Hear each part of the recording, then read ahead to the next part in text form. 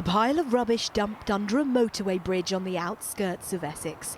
A bicycle pump, an old games console.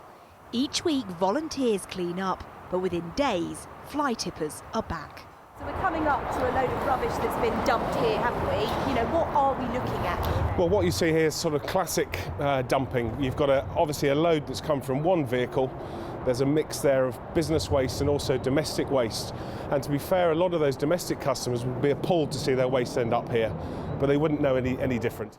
Michael Taylor has worked in waste management for 25 years and says levels of fly tipping are the highest he's ever seen, often carried out by organised groups who are breaking the law.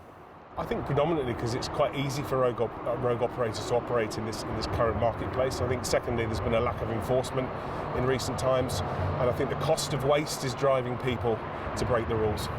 Last year across England, authorities dealt with more than 1 million fly tipping incidents, which is why the government has announced new plans to tackle the problem, proposing a digital waste tracking system and more robust checks on who is able to handle and dispose of waste. Essentially, we want to know that those involved in picking up our waste have the right competencies, and that when they pick that waste up, we know what the waste is, where it's going to, and how it's going to be disposed of.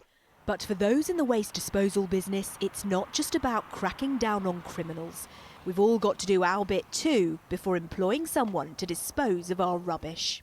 Top tips would be using Google, checking out sites such as Trustpilot, making sure you've spoken to the office numbers that are given, asking them where the disposal site licenses are, and doing everything you can to make sure it's a proper company that's registered, a limited company, and not a rogue sole trader. It's hoped the government's proposals will clamp down on those illegally dumping waste. Fly tipping not only causes harm to the environment, but is a cost to us all. Catherine Nash, 5 News.